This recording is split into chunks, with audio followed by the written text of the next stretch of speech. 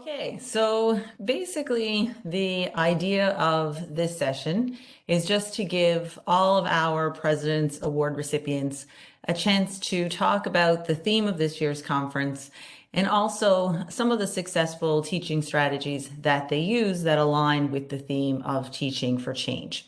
What I'm going to do is very quickly introduce all of the recipients.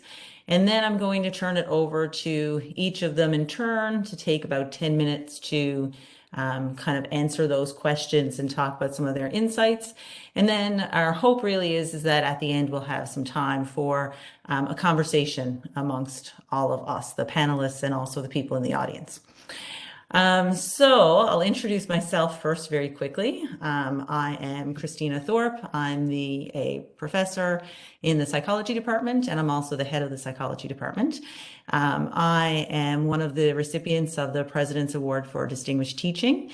I also chair the Senate Committee on Teaching and Learning, and I am co-chairing this year's Teaching and Learning Conference with my wonderful friend, Kim.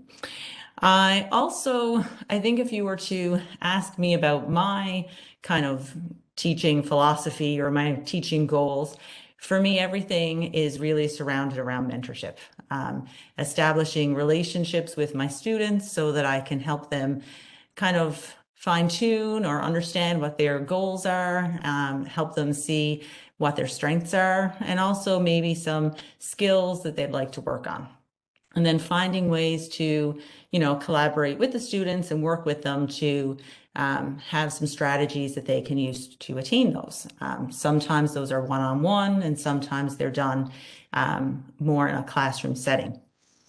The other thing that I'm really passionate about is trying to find ways to incorporate primary research into our undergraduate and of course graduate training, but giving students more opportunities to get involved with research. That comes about from developing a directed studies course for our students in the psychology department, and also developing a research day where all of our undergraduate and graduate students get a chance to chat. And then I'd say that my kind of third big passion project is using experiential learning to help students make connections between their coursework and their classwork and, the real world and the community. So that's a little bit about me, and I'll tell you a bit more later on as well. I share this award for the President's Award for Distinguished Teaching with Dr. Erin Schiller from the School of Music. She is a professor of voice, and she describes herself as a partner in a singer's discovery of what it means to connect and communicate musical and dramatic intent through their voice. She understands that each student has different needs that affect the function of their voice and the ability to learn. By encouraging and supporting students in finding their own process for learning, students develop a sense of independence and confidence. In her studio, questioning, reflective journaling, and skill scaffolding are important techniques. She engages in outreach activities at local, national, and international venues, but one of the most notable accomplishments is the Opera Roadshow, a student-run touring company that provides music students with paid performance opportunities and school children with exposure to the magic of opera. My own children have actually experienced the Opera Roadshow and have come home very excited to tell me about opera. So I'm familiar with that one as well and the impact that it's really had. The President Award for Outstanding Teaching Faculty was Dr. Erin Fraser, who teaches biology and environmental science courses in the School of Science and the Environment at Grenfell. Dr. Fraser strives to offer courses that are cohesive, purposeful, and well-organized. She starts with clearly articulated learning outcomes and uses evidence-based teaching practices so that students can make real-world connections with course material. To help ensure that her first-year students succeed, Dr. Fraser deliberately teaches study skills. I just lost track of where I was. She sets aside lecture time to talk about these skills, design study skills and note-taking exercises, and use techniques such as exam wrappers to get students to plan and reflect on their study practices. She also makes all assessments transparent by providing students with explicit descriptions of the purpose, task, and criteria for success. Dr. Fraser is the co-founder of the Tricks and Treats, a biannual Halloween-themed science event, and co-supervises Grenfell's Let's Talk Science program. The President's Award for Outstanding Teaching, Lecturers, and Instructional Staff is Ed Whelan. Mr. Whelan wears several hats in the Department of Biology. He is a lab instructor, a first-year coordinator, and the instructor for a course on invertebrate biology. Okay, so I have decided when I read this that I'm going to ask Mr. Whelan to come teach my students about time management because he oversees the department's 2 introductory biology courses, which have a combined enrollment of about 1,200 students annually. And they require 4 lecturers, 5 instructional assistants, 40 lab sections, 2 lab instructors, about 80 TAs, and a whole lot of patients, I am guessing. A recent and significant contribution to by Mr. Whelan has been the inclusion of coding, quantitative training, and data management in the first-year curriculum. After mastering these new skills himself, he has led the development of 2 new labs. And finally, Dr. Michelle Plowman from the Division of Biomedical Sciences in the Faculty of Medicine was awarded the President's Award for Outstanding Graduate and Postgraduate Supervision. Dr. Ploughman's supervisory philosophy includes 2 elements: creating an optimal learning environment and providing a clear and structured learning strategy. She builds opportunities for students to collaborate with colleagues on the national and international stage. She has an impressive record as a graduate supervisor. She has a very thoughtful and consistent approach to supervision to ensure student success. On the micro level, she ensures consistency by holding monthly individual mentorship meetings. And at the macro career level, she fosters a collegial environment that assists students in achieving high levels of scholarship. Dr. Plowman's success as a mentor has also been acknowledged by external award bodies. She's the recipient of the Rhodes Trust Inspirational Educators Award, which a colleague noted is international recognition of mentoring the brightest minds in the world. So I hope that you, like me, are really excited to hear what all of these recipients have to say about our theme and how they actually incorporate that in their teaching. We didn't actually figure out who should go first. So I'm going to just start and put Caroline Schiller on the hot seat and let her go first, if that's okay. Thank you, Christina. I am thrilled to be here. I'm Caroline Schiller. My pronouns are she, her, and I'm so excited to share a little bit of my thoughts about my teaching and my students and what we do. I don't anticipate that I do anything differently than any of you, but perhaps it'll be nice to hear from somebody else. I should share my screen here. Why don't I do that while I'm thinking of it and just make sure that actually works? There we are. And I need to optimize sound. Yes. Share. Well, look at that. I love it when something actually works. Technology. Hello. Teaching for change, or what my students have taught me about change. So what I do for a living is basically teach voice here at Memorial University. As you can imagine, my teaching and the teaching of an art and a science that involves the movement of air to create sound has been impacted significantly during the pandemic. So I am going to tell you a little bit about what we do. Essentially, at its heart, what I do involves all of this musculature and this massive muscle that we use primarily for speech that involves respiration and articulation and phonation and resonation, as well as lists on the right of other elements. My goal is to try and take all of this and help students find a way to move beyond function to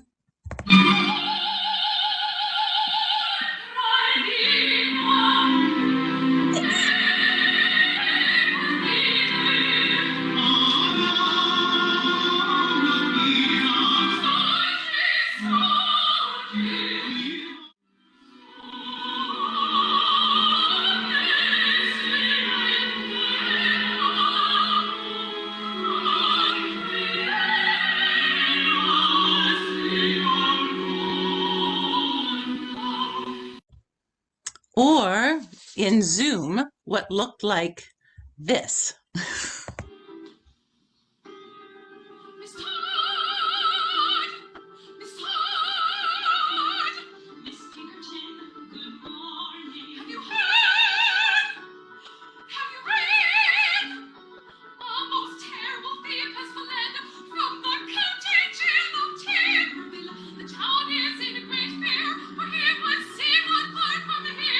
It's a really fun opera, actually. I could play the whole thing.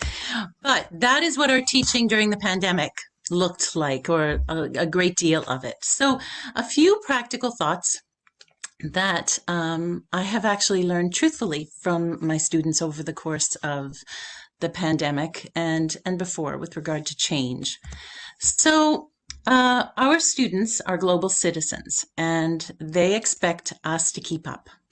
At least my students, and I assume all of our students. In the School of Music, we began by asking what students wanted to see in terms of change with regard to access, equity, diversity, and inclusion. We have begun the decolonization of their music materials and made changes to the requirements in curriculum to require more inclusion of underrepresented composers. We've created a number of speaker series to connect students with more diversity in repertoire and perspective through discussions on history or performance. What I have noted, and I think we all know, is that creativity of any kind takes trust. And if, we want students to have a more expansive, truthful, and less colonial view of the music that they perform, we need to be clear in its importance and make the changes that are needed to their curriculum. There have been significant changes within our field, within the field of singing, prior to the pandemic, and then most certainly in the last 3 years. Voice science in general has changed how we teach, and in a field that was primarily oral for literally centuries in terms of tradition. Voice science now, motor learning theory, cognitive science, acoustics, vocology, those are all key elements in the work as a voice teacher in the 21st century. Our students love the science and are engaged by it, and again, expect us to keep up. The arts have traditionally been divided in their specialties, so very compartmentalized. I teach primarily classical Western tradition, classical voice in a Western tradition here at Memorial University. And we divide our study, not just here, but in general in music, by genre. So between classical music, jazz, contemporary styles. What we're seeing now is the need to actually, for more blending and diversification in terms of genre. Our students are working and have access to so many different styles of music through YouTube and the web in general, that again, there is a call for us to become more diversified in our instruction. The renewed importance of student-centered learning. Yes, I mean, this is the key to all of our teaching. Voice instruction is an incredibly holistic and student-centered undertaking. As you can imagine, what is more organic than training an instrument that is a part of us, that is unique to us and forms part of our self-identity? The challenges of adapting, understanding, and building skills in that area, particularly in a time that is fraught with worry, respiratory illness, and instability, is challenging to say the least.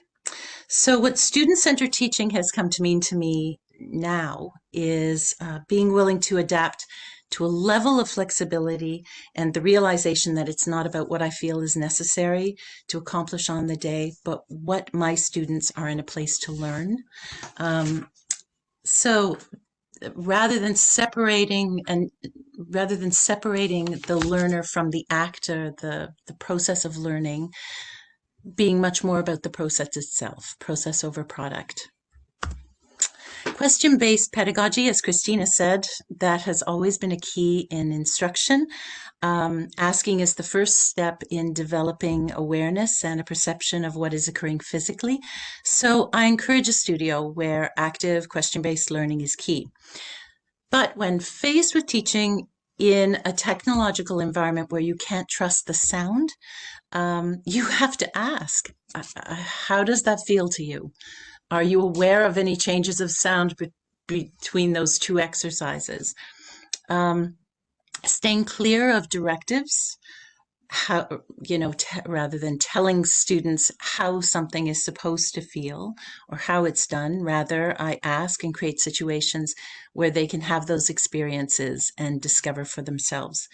It's much more effective and has more lasting results. As well, when the health department tells you that you can't or you're not able, with good reason, to do what has always been the goal for your students in teaching, namely performance, as a teacher, you're then in a situation where you have to start asking questions like, okay, if what I had previously thought was essential to my teaching as a goal is now removed, what skills are actually essential to my teaching? So it has been a very, very interesting time, and asking ourselves what we can do in terms of value added. How can we use the situation that we're currently in to create something new and really unique for our students? So those questions are actually something that have been a constant over the last few years and will continue in my teaching. Create opportunities for spontaneous learning. My students have taught me that learning happens everywhere. The importance of taking their skills and their learning outside beyond the doors. MUN Music has programs that take the arts to a wider audience, and as Christina said, Opera Roadshow is one of my favorite things in the world. I teach at MUN's Harlow campus as well in the UK, and I've been struck that when students experience a painting or a play, a concert, what ends up happening is that becomes the catalyst for learning, and the learning happens without me. So I'm just the facilitator.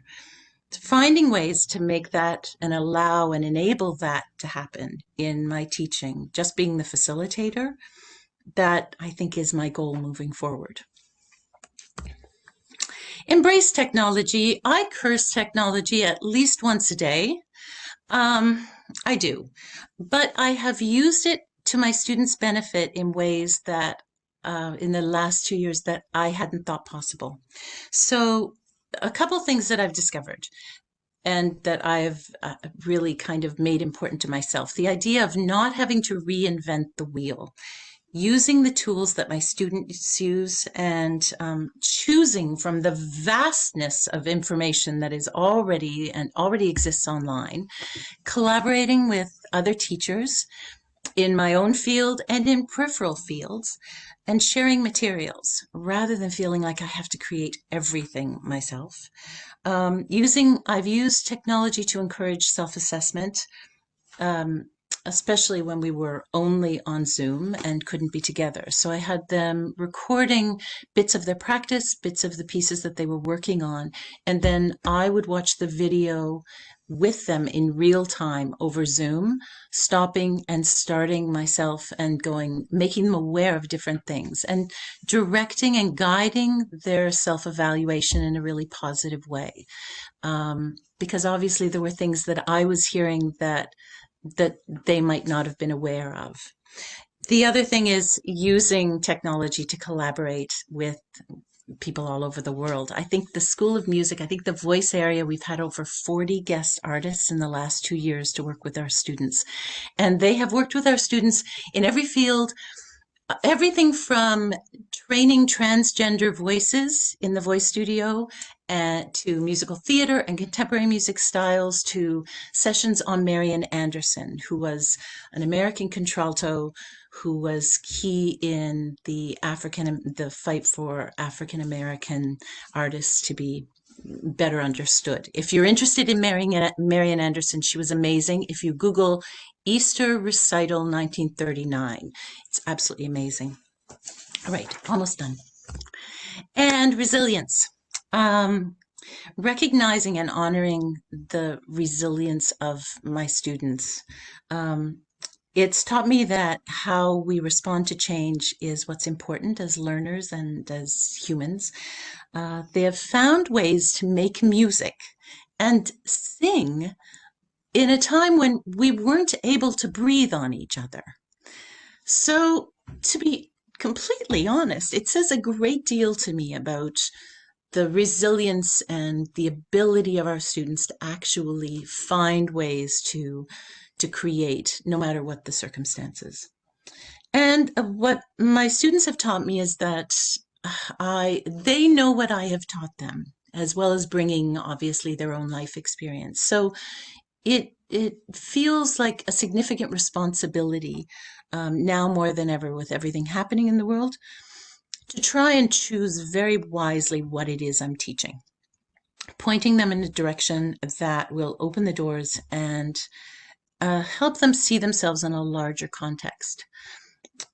I heard this recently, the idea of training artistic leaders, individuals who will be leaders in the community, no matter where their music training no matter where their music training takes them. And I thought that was absolutely fantastic. Thank you so much. It's been a pleasure chatting with you today.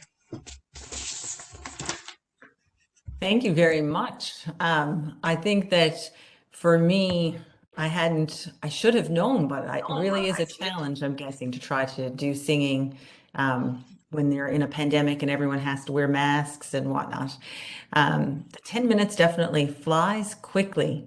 Thank you very much for that. And hopefully we'll have some time at the end to kind of come back with some questions. Erin, would you like to go next? Yes, certainly. I can go ahead. Wow, that's a hard act to follow. What an interesting talk, and amazing to be able to do what you did, Dr. Schiller, over the last couple of years. Okay, give me just a second here and I'll share my screen.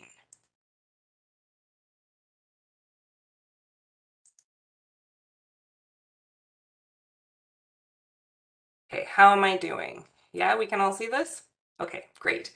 So first of all, thanks so much to have me here today. It's really a pleasure to get to speak with this group. And I wanted to use my time today to talk about something that I feel really passionate about. And that is the role of course instructors in supporting graduate student teaching assistants, or GTAs, as I'll call them in this presentation, in skills development. And I wanted to talk about this very specifically because it is something I'm really excited about and have been working on for several years now. And I also think that it does really dovetail nicely with our theme of teaching for change. And I'll explain why in just a moment. But before I do that, I just wanted to take a quick moment to introduce myself. I'm based in Corner Brook, so I don't necessarily know everybody, particularly at the St. John's campus. So I'm a faculty member in environmental science. I am a biologist by training, so I teach a lot of environmental biology courses and introductory biology courses.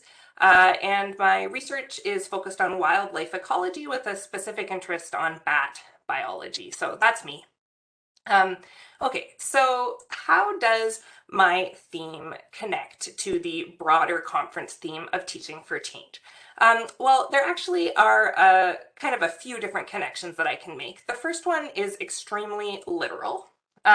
So here at Grenfell campus, we have seen tremendous change in our graduate student population over the last 10 years. When I first started my position, we had one graduate program and a handful of graduate students.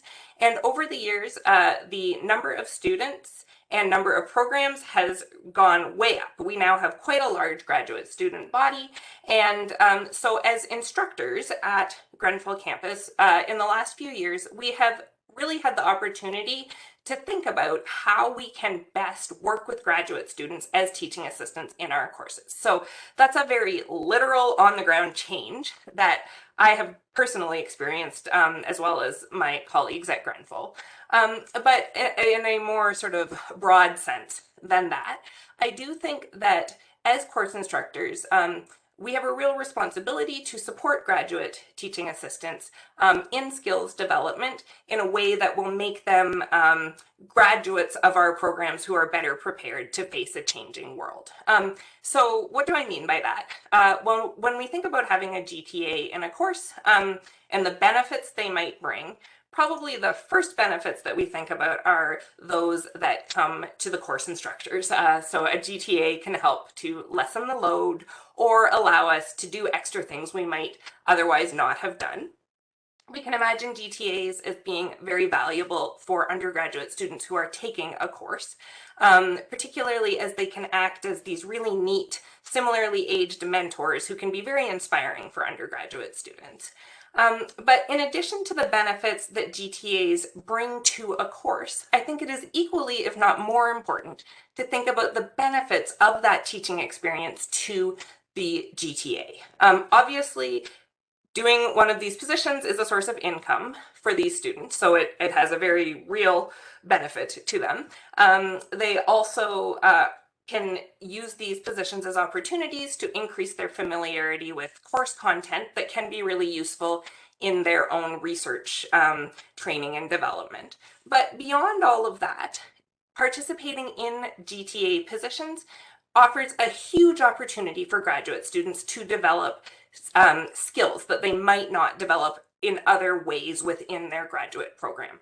Certainly, if they're going to go on to a career that has a teaching component, it's pretty self-evident how getting teaching training and practice can help them in their professional life. But even if they are going on to other professions, the skills that we need to be effective teachers are ones that are highly transferable. Things like public speaking, communication of complicated concepts, interpersonal dialogues, learning new material, organization.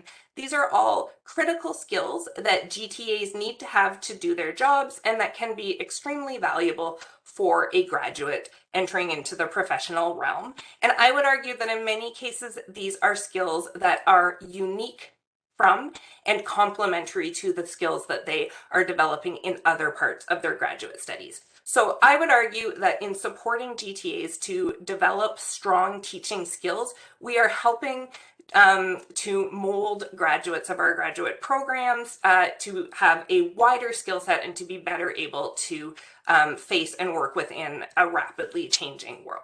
Okay, so with that sort of motivation, how do we go about doing this? Well, the first thing I'll say is, as a course instructor who is supervising a GTA, it's obviously not all on us. We have multiple really high quality programs at MUN. For example, the TSEP program, the Associated Teaching Apprenticeship Program, a TA training program, they're all available for graduate students. So certainly there are centralized resources for these students to develop teaching skills.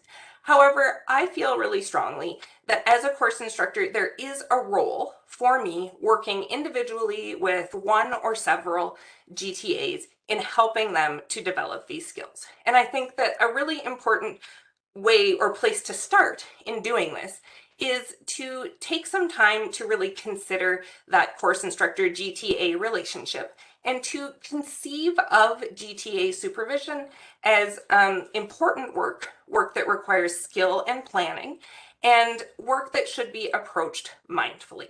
And so I would like to use the remaining part of my time here to talk about sort of two broad themes that I have come across as I have started to learn and think more about supervising GTAs that I think really help GTAs to develop their skills and become comfortable in these teaching roles. So really the first theme, these are very broad themes. The first theme, oh, I've lost my cursor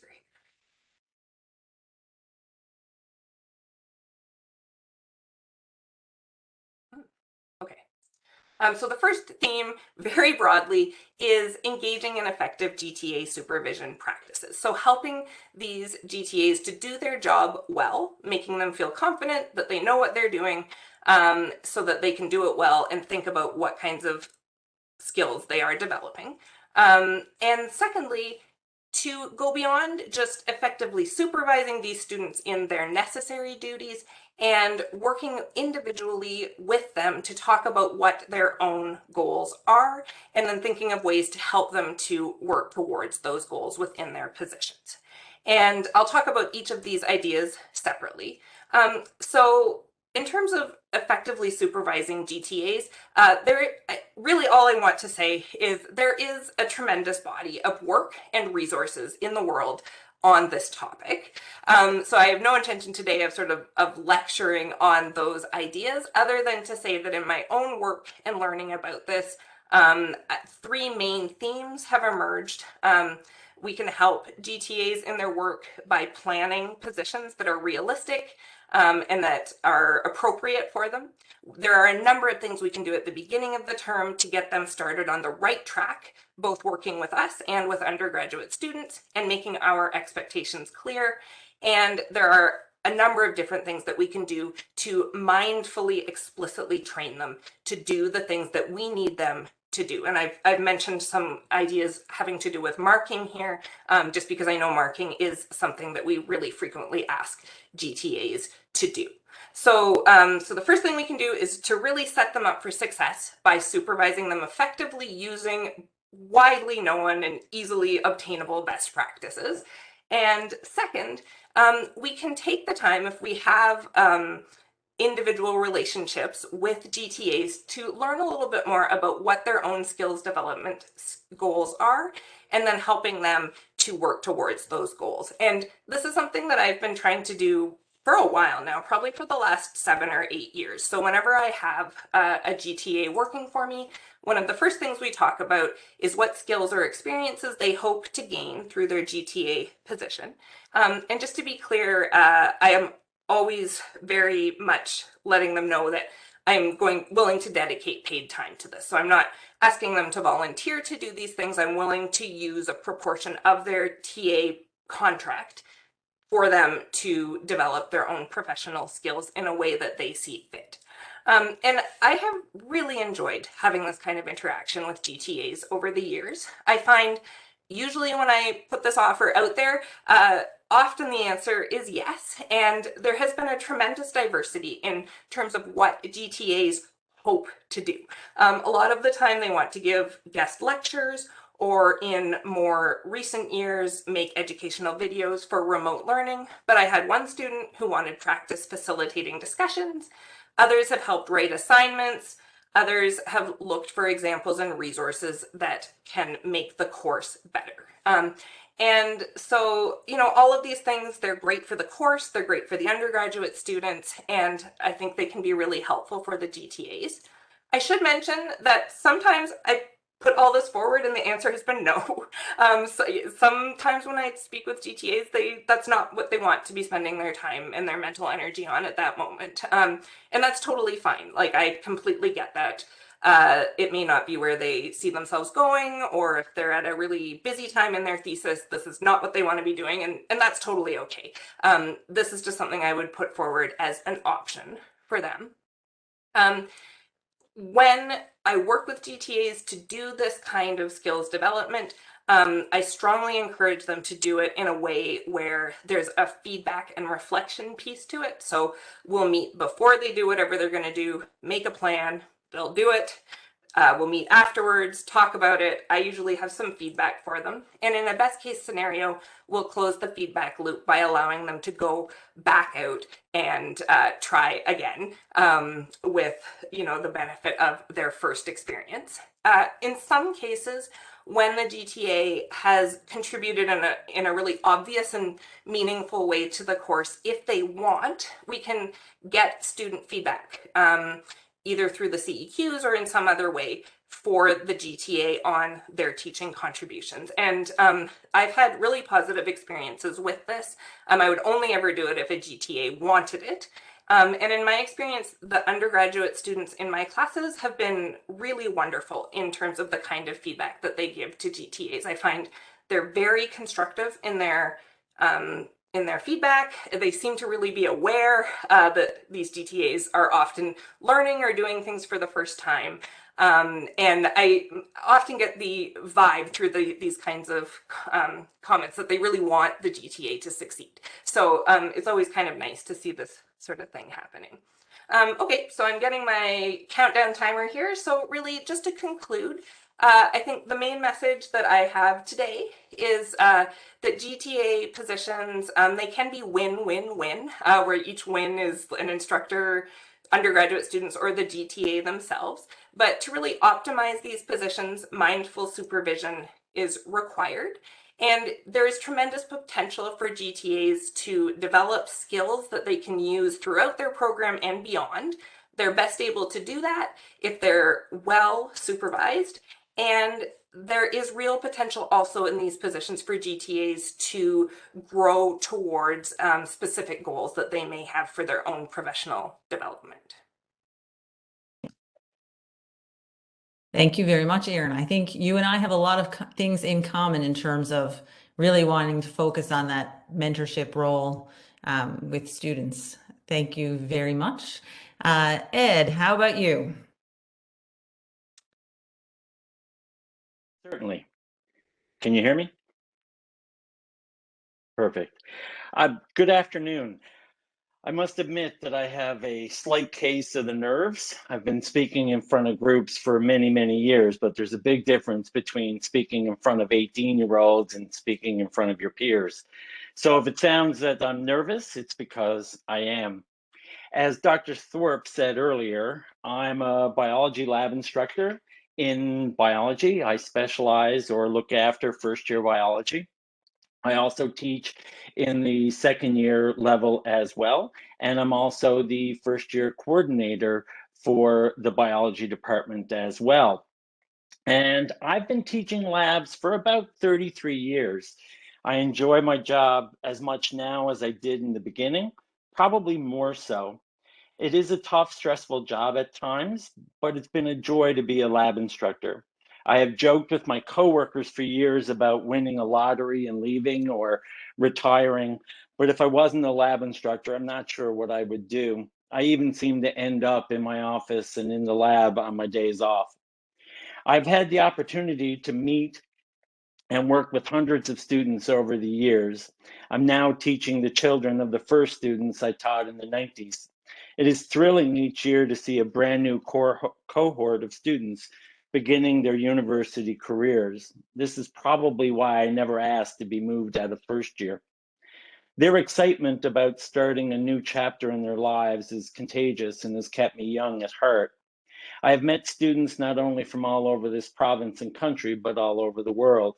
It has been a pleasure to meet every one of them, and more importantly, I've learned something from all of them.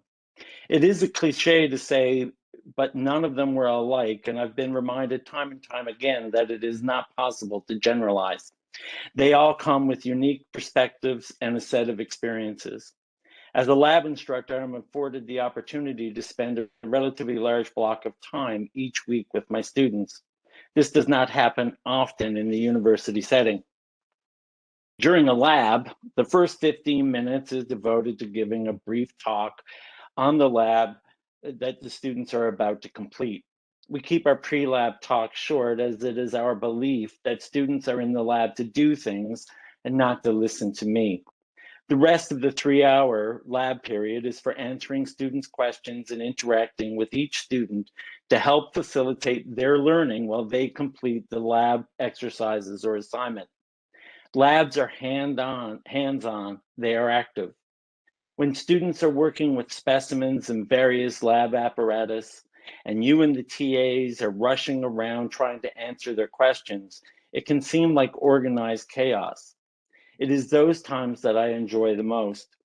You get lost in the material, the questions, and the students, and time flies. This is when being an instructor becomes joyful. Students are affected by this joy, even the ones who didn't want to be. Enthusiasm is infectious. I approach teaching in labs as a partnership between myself and the student. I will provide the information, space, enthusiasm, and time while they provide the desire to learn. This is not simple by any means, but it does clearly define our roles. The information is provided to the students by me keeping up on the topics being presented, making sure I'm always prepared for every lab, no matter how often I have taught the topic previously. However, I make it clear to every student that I don't know it all. When I do not know something, I tell them so. Then we work together to find the answer to their questions. We learn together. This is a great way to develop a rapport with students. As an added benefit, PAs come to understand that it is all right not to know something. They realize it is important to work with students to discover the answer. Laboratories are all about working together. Spaces are very important as well. And I don't mean the actual physical lab space, but rather the learning space you create in your laboratory. I believe learning only takes place when students are relaxed, feel safe, and are respected. I always strive to create a learning space that is relaxed by being friendly, calm, and enthusiastic about being with them and the material. As well, humor works wonders. There are rules to be followed and material to be covered, of course, but students understand that. I work very hard to be approachable, telling them repeatedly that I am here to help and how and where they can find me. In the lab, I constantly keep moving, trying to speak to every student. Of course, we answer their questions, but many brand new students are shy and won't ask questions. For these students, I make sure to touch base with them throughout the lab, even if all I do is say hi and ask them, "You doing okay?" I have found a kind word never goes astray, and hopefully they will soon get comfortable enough to ask questions and participate. During labs, if there is a lull in the action and I decide to sit down, I never sit at the front of the room separated from them. I sit at their lab bench if there's an empty seat. And if there's not an empty seat, I sit on the side bench next to them. I need them to see me as accessible. My goal is to be approachable, friendly, and helpful while still making sure that each student understands what is expected of them. Creating a safe and respectful learning space becomes necessary when you realize students are individuals with unique backgrounds. Along with seeing students as individuals comes the need to take into account their differences. I have worked very hard and need to continue to work harder to make room for these differences. I have had to become adaptable and less rigid. For many years, I have done this by working very closely with the Blunden Center and the students they help. Most of these students only require a little extra time, which we accommodate with little effort. However, in some cases, to help a student complete our labs, we have modified lab exercises, apparatus, and lab furniture. We see it as our job to ensure that all students can be successful no matter what accommodations are required. To create spaces conducive to learning, one has to understand the important role mental health plays in today's post-secondary education. This became even more so during the COVID-19 pandemic and moving courses and labs online. Students reported to us over and over that they were stressed, anxious, worried, and as such, were having a difficult time trying to complete lab assignments and to stay focused. My coworkers and I spent hours discussing how we could help these students. We found our best way to help is to listen, be kind, and have patience. Most often, all of our first year students really needed was for us to show some flexibility by giving extensions and the like. Our ability to be flexible and adaptable seemed to be our greatest tool in helping most students. If I have become an effective teacher during my time as a lab instructor, I think it can be attributed to two reasons: enthusiasm and respect. Enthusiasm is contagious and can easily be recognized by others. I am more excited about biological things today than I was when I graduated many years ago. When I get a chance to share biology with students and make a big deal about gathering a bunch of them around a microscope to see some swimming organism or such, they can hear the excitement in my voice. This excitement stimulates learning. I also very much like being with students. They are the best part of this job. I work very hard to respect them, not only as students who are in my lab to learn, but also, as I said earlier, as individuals. When you remember that students exist outside of the lab as fully realized people with different circumstances and problems, and make allowances for such, they find the laboratory a more welcoming place and learning happens. Thank you. Thank you very much. And I think so far we're really starting to see kind of this theme of collaboration and working together with students, right? Like it's kind of come across in all three of the presentations so far. Michelle. Hi, my name is Dr. Michelle Plowman.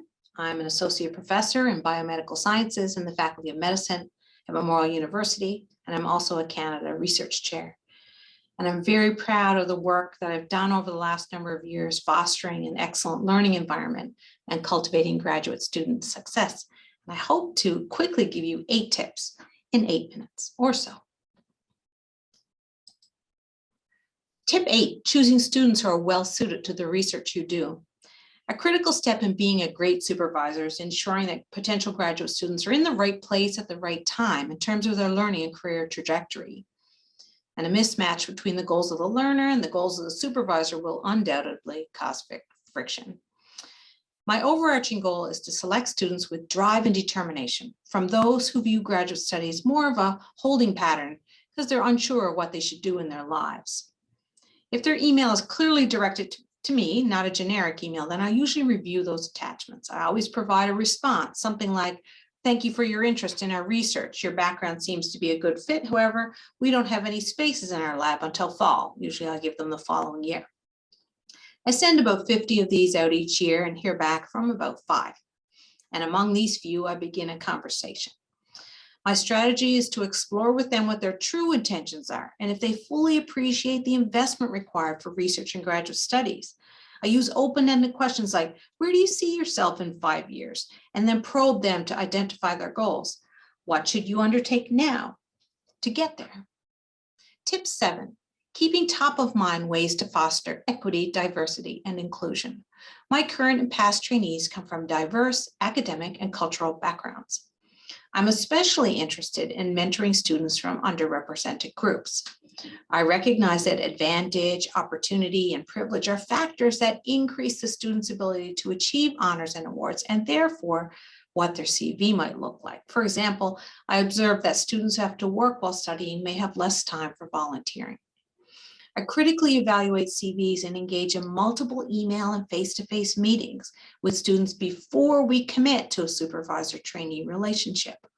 I evaluate the grades and ask advice from others about what a particular grade means in that country compared to Canada. Tip 6, provide a sense of belonging that supports the learning endeavor. Diversity of experiences, backgrounds, and cultures helps strengthen the learning experience. One of the key strategies I use to ensure diversity and inclusion is to make sure students feel welcomed, to respect differences and build empathetic relationships.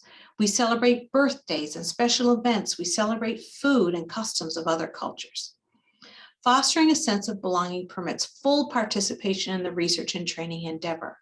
This translates into high quality and impactful research and stronger scientists and health professionals. Tip 5. Create an optimal learning environment and the 3 C's. The first C is collaboration. In our laboratory, I foster a collaborative team environment where trainees help and learn from each other. I arrange a buddy system in which senior students are paired with more junior students. All projects in our lab involve multiple students, so the lead student investigator needs to build and coordinate their team. Connection. I meet with every student to discuss their learning and what they wish to achieve. We have protected time each month for 1 hour to meet, even when there are no issues or concerns. I've instituted lab meetings that occur every 2 weeks for 90 minutes, and we use this time to critique a paper or student project or practice presentation skills, discuss conferences, future projects. The third C is collegiality. I make sure to say hello to each person every morning, and this may seem insignificant, but in a power relationship such as supervisor-student or supervisor-staff, that acknowledgement takes on greater significance. We celebrate milestones and successes. We hold events to spur laughter and fun and build camaraderie. Every year I host the Lab Family Fun Day at my cabin on Old Man's Pond, and this is a highlight among the students. Tip 4, co-create a clear and structured learning strategy. My philosophy is that fundamentally learners need to be in the environment that best suits their future needs. And they need to receive training that's both universal, so things like academic writing, collaboration, professionalism, and specific. So for in our lab, things like use of technology, measuring outcomes, neurological diseases. So my job as a supervisor is to provide this structure that supports the individualized learning experience. The first step is carving out an idea. The discussion about the project begins months and sometimes years before the student arrives in the lab. And because I engage with potential students a year or so in advance, we have time to meet regularly to map out ideas. I provide potential students with articles to read and summaries of our current projects, and this provides a platform for the student to think about the field and how they might contribute. And this approach works well. So the student has a plan for their project early on, and they're less likely to be languishing. Almost all projects change and they're tweaked along the way, but my experience is that this early idea mapping leads to future success. We start with clear learning plans, and I provide structure to start. And the very first step is in becoming a member of our lab is to complete formal training on healthcare and clinical research. For example, we have the Eastern Health Orientation, Personal Health Information Act, the Tri-Council Policy Statement, the Standards for Good Clinical Practice, and these are all done online before people come. I ask students to explain to me what they want to achieve, and I will help try to get them on their path. For some students, they intend to apply to physiotherapy or medicine, so I arrange hands-on experiences for them with patients. Other students see themselves on an academic trajectory, so it's important to help them strengthen their CV and build a portfolio of expertise in their chosen field. I also map out what the next 2 or 4 years will look like. My trainees and I created a lab guide in 2020, which contains sample plans and learning plans and timelines. Tip 3, be the person to broaden their horizons. Help get them where they are going. So think about opportunities to collaborate nationally and internationally. It's especially important for students to see how their research fits into the wider landscape and to connect with others who will be their future mentors and collaborators. Supervisors who are members of larger networks can leverage those resources. Unfortunately, I'm a member of key organizations such as the NMS Network and the Heart and Stroke Foundation, Canadian Partnership for Stroke Recovery. So I arrange student lab visits to other provinces in order to help students achieve their goals. My students have been extraordinarily successful in earning competitive and fully funded spots to attend the summer program in stroke recovery, the MS Society Summer School, and SPRINT, which is the scholar program for researchers in training, and other national and international training programs. Achieving a high level of scholarship and strengthening the student's experience portfolio and CV is a very important step in order to help that student move to the next level. The key message I tell students is that in their academic journey, their CV will be the critical metric by which they are judged for competitive awards and by which they engage with colleagues. It's important to start early to build experience and awards. I encourage them to continuously scan for conference and poster awards. Tip 2, focus on the overarching goal. At every opportunity, I remind lab members that our overarching goal is to develop and test new interventions that will help patients. I use the term we rather than I to make it clear that we are a team. I emphasize that the publications that we have are a byproduct of doing impactful research, but not a goal unto themselves. I also focus on strong mentorship and advising. As I mentioned, we meet regularly in a structured way. I use some simple techniques to help students articulate their strengths and explain their research to me and to others. For instance, when students ask me to write them a reference letter, I say, write it yourself as if you were me. And I find that by working through this process, students learn how to present themselves and their accomplishments. I can also see whether my impressions of how they're doing match with theirs. Many students tell me it's one of the most challenging things they've done. In the longer term, such a step helps them state their achievements and goals in an engaging way, which helps them more effectively communicate in the future to the public and to patients. Finally, tip number 1, managing conflicts and bringing out the best in people. And remember, you may not always be the perfect supervisor. One of my favorite books is Trust Your Canary by Sharon Bar-David.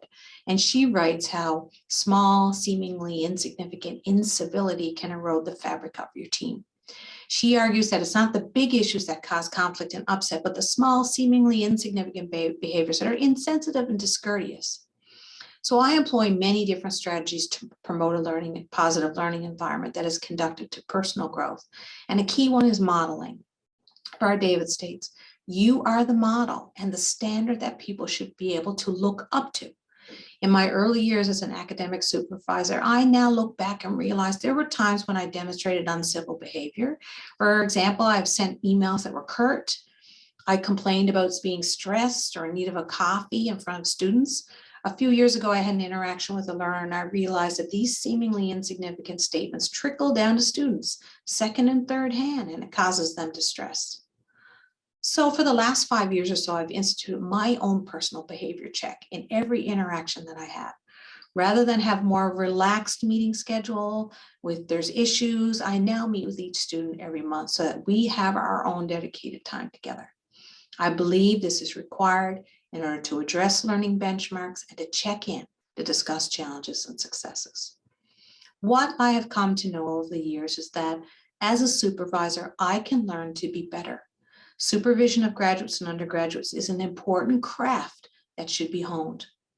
Creating an excellent supervision model takes personal growth on the part of the supervisor, lifelong learning of the pedagogy of leadership and supervision, and most importantly, sincerity. Thank you. Thank you very much, Michelle.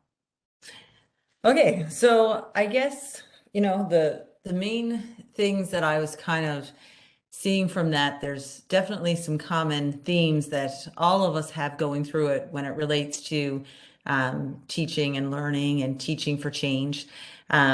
We all seem to have a bit of a discussion about mentorship. Michelle, you had some of that same kind of thing in there. The working together, kind of seeing now how, if we want to inspire that change in our students and in ourselves, it really is more about kind of the collaboration, more about kind of working with them, with the students so that they develop their own skills. And then I think you even pointed out yourself, Michelle, like some of the skills that we need to develop ourselves as we're kind of going through it. Also a little bit of discussion about some of the resources that we have on campus and how we can use those to help, see that change in our students. Quite a bit of discussion about community, how we get out there and we do that experiential learning. So some of those were kind of the main themes that I saw through all of them. I really feel privileged that I got to hear what you guys have been up to and what you're thinking about in terms of teaching for change. I don't know if anyone would like to either come on camera or mention in a chat, or if any of our award winners would like to say anything else in our last couple of minutes. Don't be shy.